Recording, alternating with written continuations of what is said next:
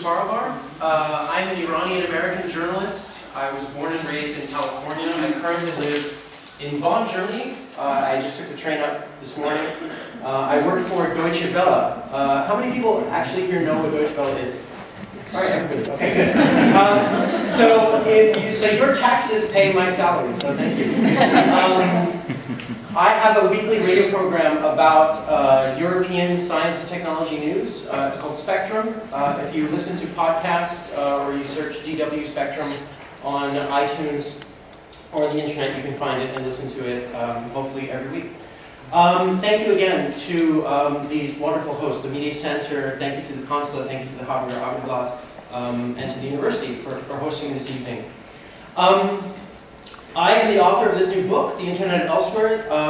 It is available after the lecture for 20 euros. I'll be happy to sign it for you if you're so interested. If you would like, you can read the first 15 pages for €0, totally free, on my website, which is internetandelsewhere.com. There's a 15-page PDF. You can download it and read it and share it and remix it and do whatever you want with it.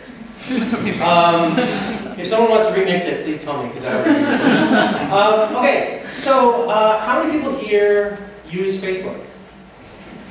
Wow. How many people use Twitter? Okay, cool. And how many of you are students? Very good. Okay.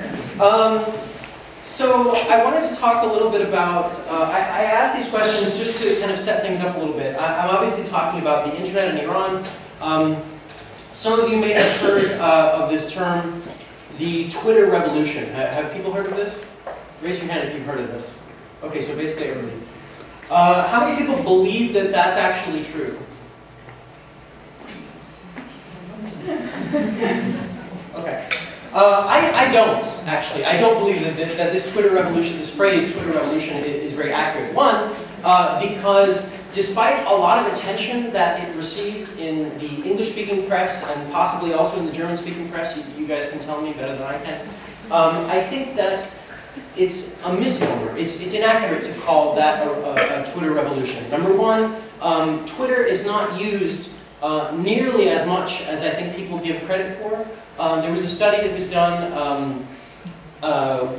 by an organization out of Harvard University in the United States that looked at all of the tweets with the hashtag Iran election, which was very popular in sharing news about the election. I'm talking June 2009. There was a study looking at the 2 million tweets that were sent during the month after the election, and it found that about a quarter of them were actually retweets, and that a significant portion of them were also people who only tweeted only one time. And also that a lot of those tweets originated from outside of Iran. So I personally don't feel that there's strong evidence to suggest that Twitter played a strong role in terms of within the country, in terms of organizing people. That's number one. Number two, I really don't like this term revolution. I think it's an accurate term that we can use with respect to the Arab Spring in terms of Egypt and Tunisia, in terms of revolutions with Arab governments. Those of you who have taken political science classes, I think you would agree with me when I would say that a revolution is truly a dramatic change in a political system. We talk about the American Revolution, we talk about the Islamic Revolution, the French Revolution, but I don't know that we can talk about a Twitter revolution simply because today, as was the case 2 years ago, the Islamic Republic still stands. The supreme leader is still the supreme leader, Ahmadinejad is still the president. The country functions more or less as it did 2 years ago. So I don't know that the word revolution is very accurate here. But it is true that a lot of people did use the internet to promote and spread and amplify, particularly through expatriate Iranians, members of the diaspora, children of members of the diaspora like me. I was amongst the people who was sending out lots of retweets and such. There were lots of very dramatic and very heartbreaking examples of things that happened during that time, during that period of unrest and violence. Most notably, many of you will know, there was a case of a young woman named Neda who was shot and killed on the streets of Tehran during the protests in June 2009. There were in fact 2 YouTube videos that are still available that you can choose. They're very graphic, and it shows in a very tragic situation her being shot and killed on the streets of Tehran, and that was spread throughout the world on the internet. But I think it's important to remember that Iran is a very complex country. It's a country that is not naive with respect to internet access. It is a country that is using the internet for its own purposes. And this is some of the things that I would like to touch on this evening.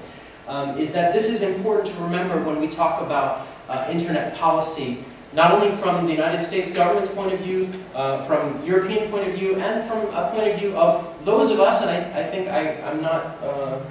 think most of us would agree that we generally support freedom online. We support freedom of expression in basically all of its forms.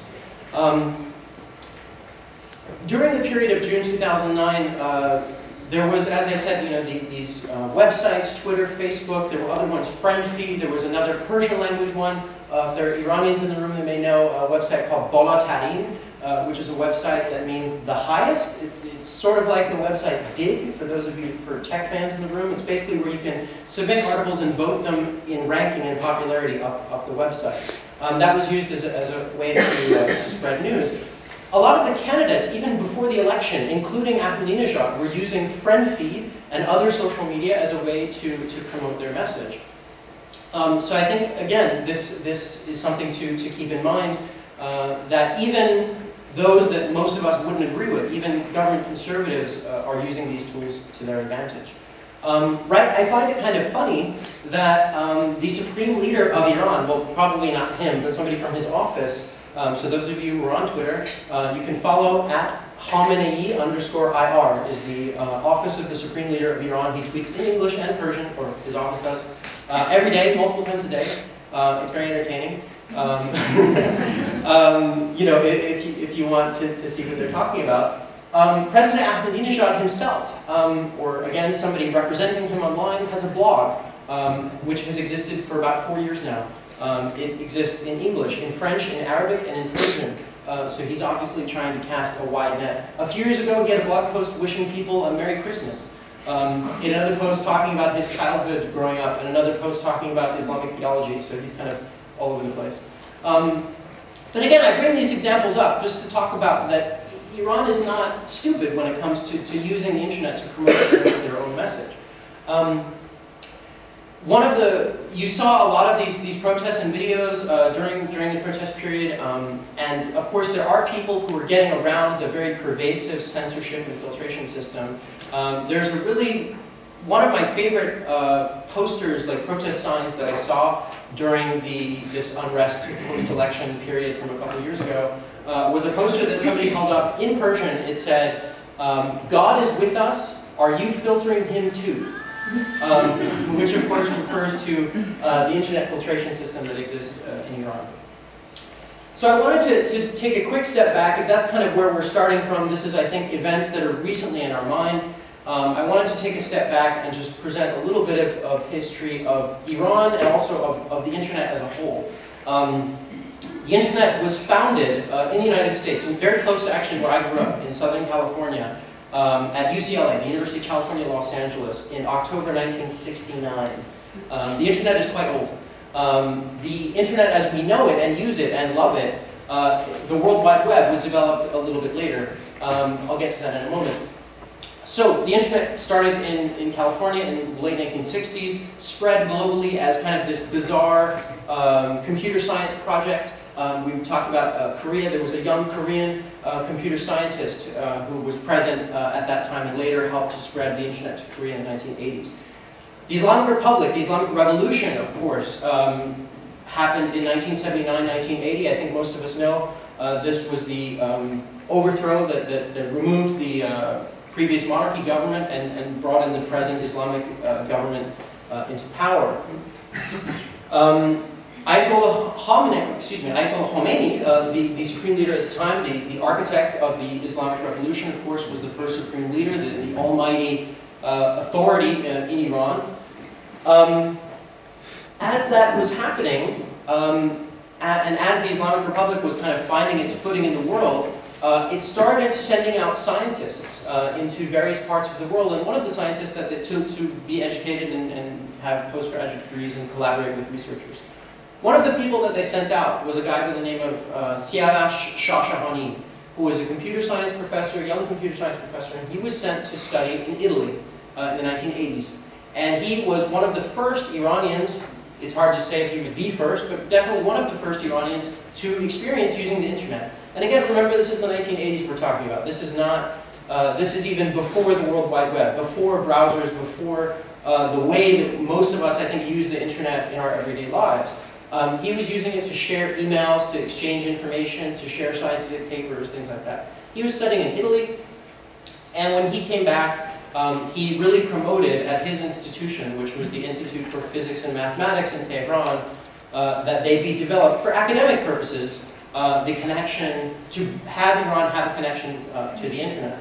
At the time, the IPM, the Institute for Mathematics and Physics in Tehran, was headed by a guy named Mohammad Javad Larijani. And for those of you who follow Iranian politics, the name Larijani carries a lot of weight. The Larijani brothers have various positions currently in the Iranian government. This guy, who used to be the head of this Institute of Physics and Mathematics, he is now I believe, the human rights advisor to the Judiciary Ministry in Iran right now. His brothers, they are all, the three brothers are the sons of a famous, well-known Ayatollah in Iranian history.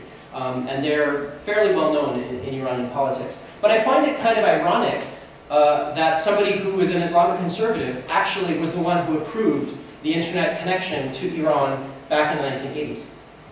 So, by the time we get to the 1980s, Iran is starting to get online.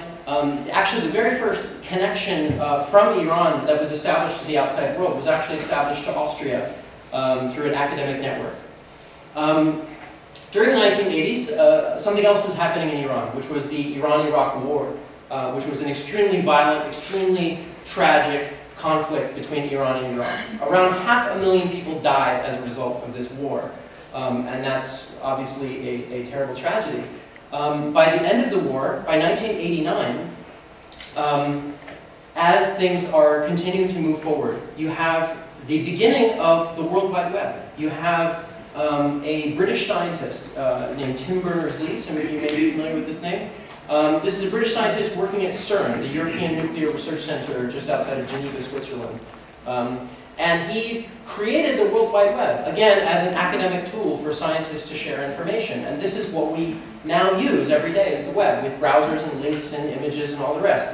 This guy created that in 1989 in Switzerland. And this was the end of the Iran-Iraq War at that time, at the end of the 80s. And again, I think it's important to remember that at that time the internet was very, very small. And as many of us, even here in Europe and in the Middle East and in North America, the internet community, I believe at that time, was only a few million. And it wasn't until, I think some of us, people around my age, may remember getting the first kind of commercial internet access by, let's say, the early, later 90s. I think that was probably true for most of us. So as Iran continued to evolve and there started to be more and more internet access available in Iran, something really interesting started to happen at the same time, by the, let's say, mid-1990s and later 1990s. There was a period initially in Iran where people could get online without any restrictions, without any filtering, without any surveillance, right? Before Iran, the Iranian government, started to kind of figure out what was going on. There was an article published in Newsweek magazine, for those of you who read American magazines, in 1995.